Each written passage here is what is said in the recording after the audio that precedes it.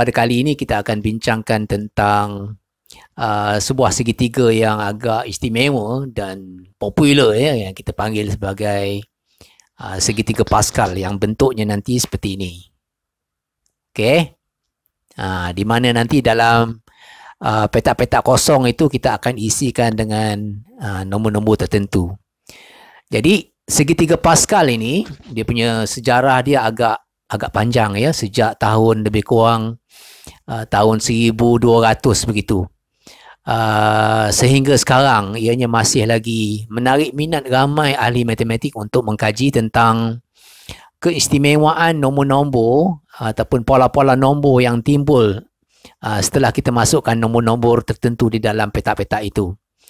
Jadi dalam video kita kali ini kita akan fokuskan kepada dua perkara, iaitu yang pertama tentang sejarah segitiga Pascal itu sendiri, dan yang kedua ialah tentang cara kita mengisi nombor-nombor di dalam segitiga itu.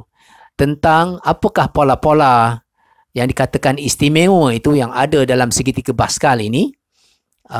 Itu semua kita akan bincangkan mungkin dalam video-video yang akan datang. Yang pertama sudah tentu ahli matematik daripada Perancis ini, iaitu Blaise Pascal, yang lahir pada tahun 1623. Okey, dan atas nama beliau lah segitiga itu sekarang dinamakan, iaitu segitiga Pascal. Okey, ingat lahir pada tahun 1623. Okey, boleh dikategorikan sebagai masih baru ya. Dari Itali, ahli matematik yang ada menyebut tentang segitiga ini ialah Fontana Tartaglia, okey, yang lahir pada tahun 1500. Jadi di Itali, segitiga ini dinamakan segitiga Tartaglia atas nama ahli matematik mereka ya. Okey, lahir pada tahun 1500. Okey. Kemudian di negara China, okey, dalam tamadun China, ahli matematik mereka yang bernama Yang Hui juga ada membincangkan tentang segitiga ini yang lahir pada tahun 1238. Okey. Jadi di negara China, segitiga ini dinamakan segitiga Yang Hui. Okey. Kemudian di Farsi, seorang yang bernama Omar Khayyam, Farsi iaitu Iran sekarang ini. Di dalam bukunya pun ada menyebut tentang segitiga yang dikatakan segitiga Pascal itu. Omar Khayyam yang lahir pada tahun 1048. Jadi beliau, iaitu Omar Khayyam ini adalah orang yang pertama, okey, yang ada membincangkan tentang segitiga itu. Jadi persoalannya ialah kenapa okey, ahli matematik barat ini iaitu Pascal ini, okey, diletakkan namanya pada segitiga itu, iaitu segitiga Pascal, atas dasar apa? Beliau bukan orang yang pertama yang menemui segitiga tersebut.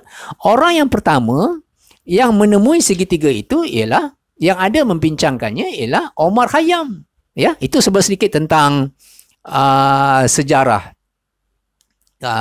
segitiga yang kita namakan segitiga Pascal. Tetapi sekarang, okey, saya akan panggil dia sebagai segitiga Omar Khayyam. Sekarang mari kita cuba mengisi segitiga ini dengan nombor-nombor yang sepatutnya ya. Okey, dengan menggunakan konsep yang kita panggil kembangan binomial.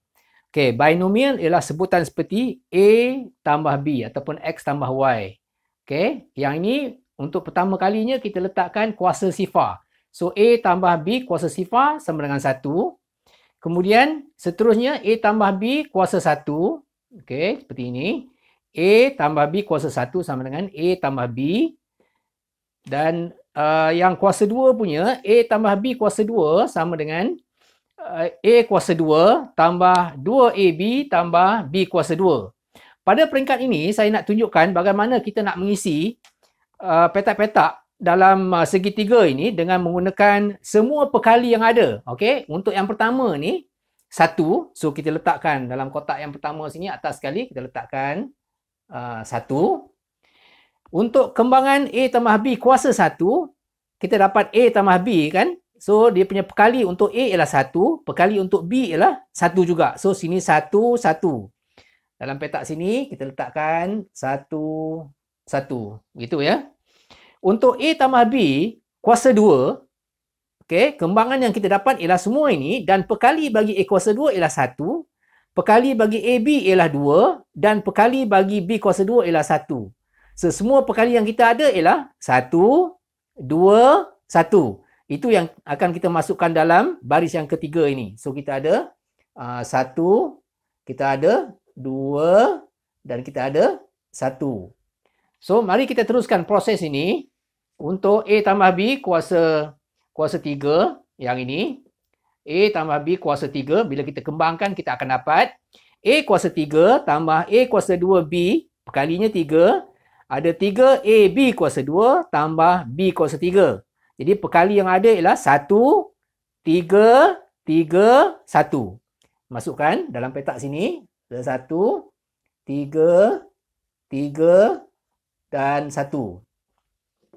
Untuk A tambah B kuasa 4, kita akan dapat kembangannya seperti itu. Iaitu A kuasa 4, okay, tambah 4A kuasa 3B, tambah 6A kuasa 2, B kuasa 2, tambah 4AB kuasa 3, tambah ujung sekali kita ada B kuasa 4. So, perkali yang ada 1, 4, 6, 4, 1. Kita isi di sini.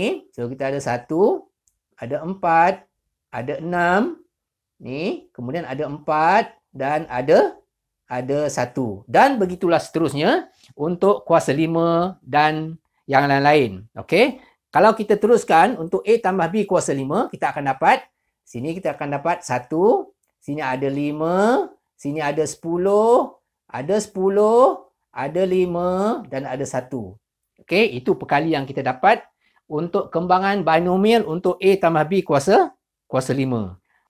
Satu lagi cara yang kita boleh gunakan untuk mengisi nombor-nombor dalam segitiga Omar Khayyam ini ialah dengan menambahkan dua nombor yang di atas dan masukkan ke dalam kotak yang di bawahnya. Okey, kita mulakan dengan 1 sini dengan beranggapan bahawa kiri dan kanan kepada 1 ini ialah sifar dan sifar. So, kita tambahkan dua nombor yang di atas, masukkan ke dalam jumlahnya itu ke dalam kotak yang di bawahnya. So, sifar tambah 1 sama dengan 1. Sini ya. 1 tambah sifar, 1 juga. Okey. Untuk baris seterusnya, yang ini pun kita anggapkan dia sebagai sifar juga. Sini pun sifar. So, kita tambahkan sifar tambah 1. Sini ada 1. 1 tambah 1, dapat 2. 1 tambah sifar, kita dapat 1.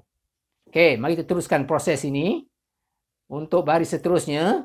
Okey, ini pun masih sifar juga sini. Sini pun sifar ya. So, sifar tambah 1 sama dengan 1. 1 tambah 2, 3. 2 tambah 1, 3 juga. 1 tambah sifar, 1. Okey, teruskan. Kita akan dapat baris yang seterusnya sini. Kita ada sifar sini pun sifar sana. Sifar tambah 1, sini 1. Sini ada 4. 3 tambah 3, 6. 3 tambah 1, 4. 1 tambah sifar, 1. Okey. Sebenarnya petak ini, segitiga Omar Khayyam ini sebenarnya berterusan hingga ke infinity ya. Tapi kita cukuplah setakat sampai baris yang ke sini. Okey, sebenarnya ada lagi banyak baris-baris yang lain. Okey. So, sini pun ada sifar, sifar tambah 1, sini 1, tambah 1 tambah 4, sini 5, 4 tambah 6, sini 10, 6 tambah 4, sini 10, 4 tambah 1, 5 dan sini ada 1. Okey, itu dia tadi cara yang kedua bagaimana kita boleh isi nombor-nombor untuk segitiga Omar Khayyam.